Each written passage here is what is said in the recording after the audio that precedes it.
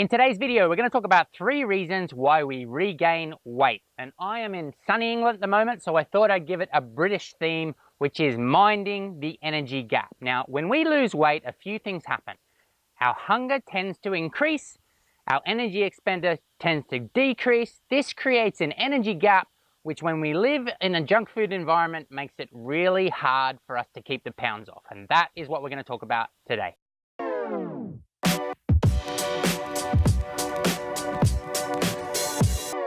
Okay, so first up today, I just want to point out that weight regain is a really normal phenomenon that happens to a lot of people, the majority of people. Now, it's not necessarily the 95% of people you hear all the time, but I've got a couple of studies that can show kind of why this phenomenon is pretty normal. And my first one is a comparison of weight loss among named diet programs in overweight and obese adults.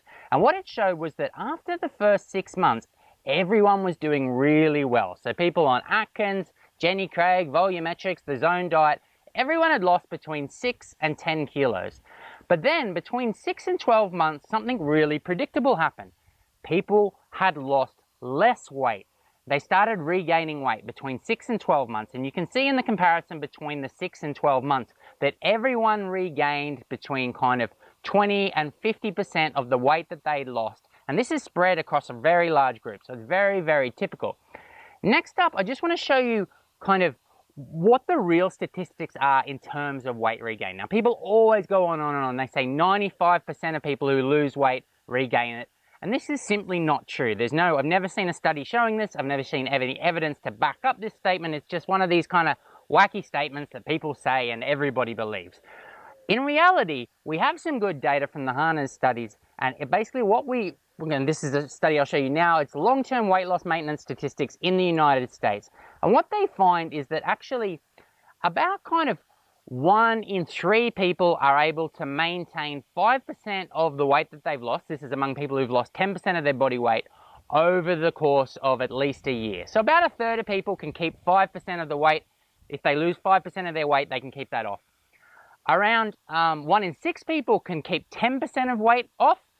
Around 1 in kind of 12 people can keep 15% off, and around 1 in kind of 20, 22 people can keep a full 20% of their body weight off. And this is kind of more of a representative idea. So a lot of people have success in losing a little bit of weight. It's harder to keep kind of 10, 15% of your body weight off, and then big weight loss maintenance, like keeping 20% of your body weight off after losing it, is very, very impressive. Kind of only 1 in 20 people seem to be able to manage it.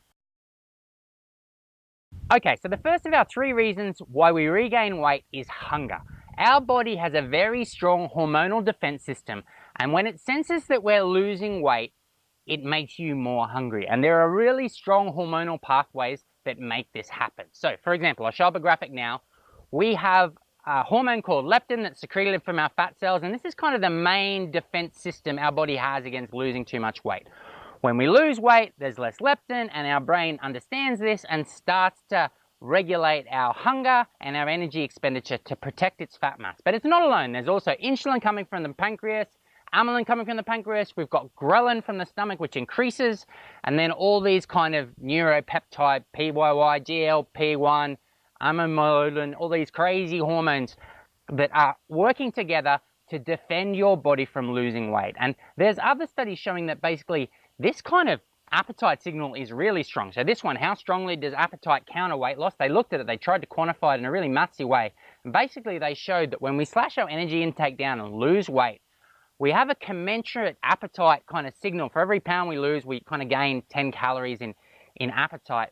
And it stays there for absolutely ages until we tend to regain the weight. So appetite is going to be a real big battle that you're going to fight when you're losing weight, and you need to be really, really smart about having clever ways to control appetite in the face of weight loss, because otherwise your hunger will just make you eventually drive you to regain the weight. The second major thing that drives us to regain weight is a decline in our energy expenditure when we lose weight. Now, it's quite natural that as your body gets lighter, it's going to use less energy. That's simple physics. But there's a total kind of over-the-top adaptation, adaptive thermogenesis, where our energy expenditure falls much more than we expect it to do so from our weight loss. And this is once again driven by your hormones. So in particular, this happens on the leptin axis. Leptin signals to your brain that yes, we're losing weight and we really want to conserve our energy expenditure. So your whole body will just get more and more efficient. There's a great study of this years ago when basically they looked at the kind of adaptation of some people dieting, reducing their calorie expenditure by 700 calories a day for 3 months. And what they saw was there was a really big pronounced reduction in the deficit from 700 calories down to 258. And this was basically, it happened in their NEAT, a decline in their digestion, and even a small decline in their resting energy expenditure. So your body has this hormonal defense system that is going to force you to use less energy as you lose weight. And this is a big part of creating an energy gap which causes you to regain the weight. Okay, so now let's imagine that you've lost some weight. What happens is, let's say you've lost 20 pounds. There'll be a big increase in your hunger and a big decline in your energy expenditure. And this creates this energy gap which your body is kind of trying to fill by getting you to eat more with the hunger and reducing your energy expenditure because it wants to maintain its homeostasis, this kind of hormonal defense system. It's trying to defend itself from fat loss.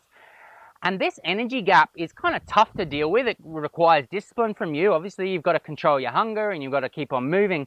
But what makes it really, really hard is that when you've got this kind of biological need to eat more and you're surrounded by really crappy food, this is a nightmare. And this is a huge problem for all of us and one of the underlying causes of the obesity epidemic. So we've got this energy gap and then we are confronted by just tons and tons of highly palatable food. And if you look at the American obesity crisis over the last kind of 30, 40 years, you'll see that the vast majority of the increase in caloric intake has come from 2 ingredients. That is added fat, so cheap added fat, and kind of cereals, so flours basically, with a little bit of sugar and salt. And putting together cheap fat, flour, a little bit of sugar and salt is basically junk food. And we can eat this stuff all day. So if your energy expenditure has declined and your hunger has increased, you've got that energy gap, and then you're surrounded by junk food, which is literally designed to make you overeat and kind of get addicted to it. You know, this is why it is so, so hard.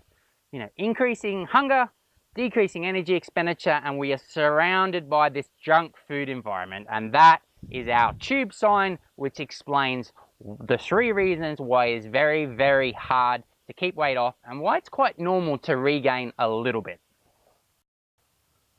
Okay, so that wraps it up for today.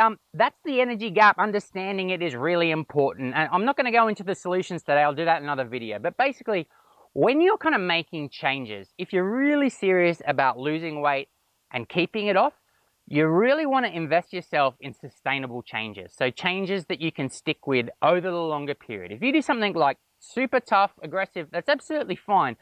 But keep in mind that to keep the weight off in the long run, you're going to have to maintain some of those changes. You won't be able to go back to exactly how it was before because that energy balance was what caused you to regain the weight. And the rough kind of calculation they say is that for every 10 pounds that you want to keep off indefinitely, you need kind of a 100 calorie change in your energy balance. So 10 calories per pound that you lose. You know, that can be moving more or eating fewer calories. I'm not going to say eating less because I think you should eat more food, but, you know, control your calories cleverly.